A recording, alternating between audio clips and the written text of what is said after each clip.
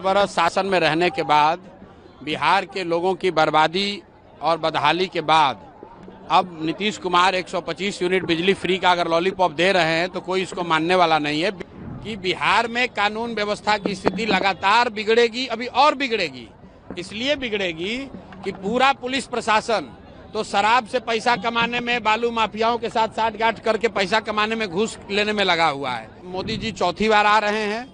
हर बार पिछले 3-4 महीने से मैं यही कह रहा हूं कि मोदी जी को बिहार में ये बताना चाहिए कि हम लोग की शिक्षा व्यवस्था कब सुधरेगी। मोदी जी को ये बताना चाहिए कि बिहार से पलायन कब रुकेगा। 20 बरस शासन में रहने के बाद बिहार के लोगों की बर्बादी और बदहाली के बाद अब नीतीश कुमार 125 यूनिट बिजली फ्री का अगर लॉलीपॉप दे रहे हैं तो कोई इसको मानने वाला नहीं है। बिजली के विषय में जो समाज के लिए सबसे बड़ा इशू है वो है स्मार्ट प्रीपेड मीटर का, जिसकी वजह से हजारों परिवार अंधेरे में जी रहे हैं और प्रीपेड होने के वजह से लोगों का बिजली एक दिन भी अगर पैसा नहीं दिया तो कट गया। दूसरी जो समस्या है कि बिजली का बिल गलत आ रहा है। आप बताइए, अगर 100 रुपए के बजाय 500 रुपए बिल आए और फिर उसमें 100 यूनिट आप फ्री कर दीजिए, उससे फायदा क्या है? लोगों का तो उससे नुकसान है।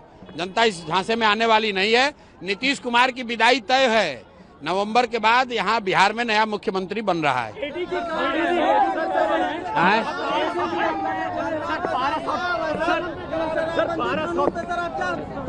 हॉस्पिटल में गोली मारी गई है। भाई देखिए, पारस हॉस्पिटल में जो गोली चली है, हत्या हुई है, अभी कल भी मैंने आप लोगों को कहा है कि बिहार में कानून व्यवस्था की स्थिति लगातार बिगड़ेगी, अभी और बिगड़ेगी।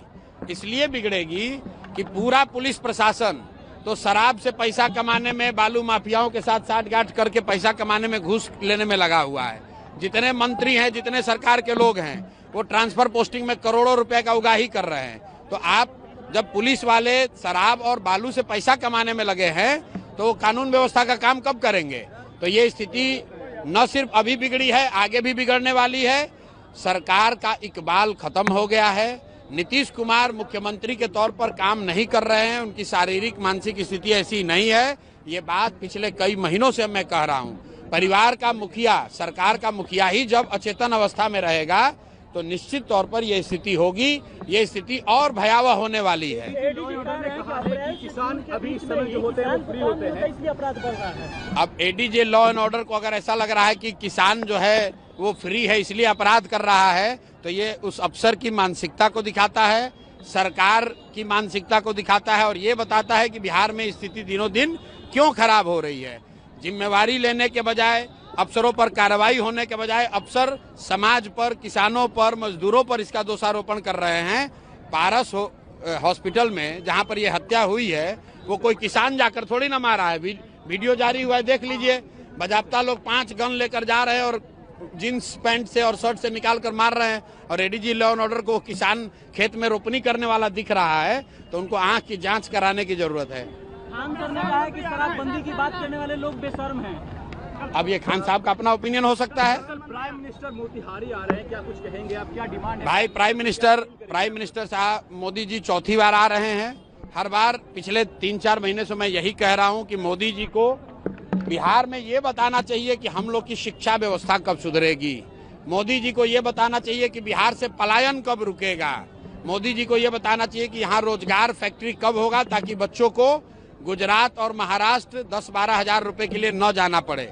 बाकी की जो बात कर रहे हैं मोदी जी कि एक ट्रेन दे देंगे, एक रोड बना देंगे, इसकी हम लोग को जरूरत नहीं है। ये हम लोग सब अपने से कर सकते हैं। हम लोग के बच्चों के लिए रोजगार होना चाहिए, पलायन बंद होना चाहिए। 2 रुपया कम मिले लेकिन बच्चे अपने परिवार के साथ रह सके, लोग अपने परिवार के साथ रह सके, पढ़ाई कर सके, रोजगार कर सके। लोगों की ये इच्छा है। और आपने अभी सभा में देखा, मैंने पूछा भाई अगर वोट बिहार का है तो फैक्ट्री कहाँ लगना चाहिए? लोगों ने कहा बिहार में लगना चाहिए।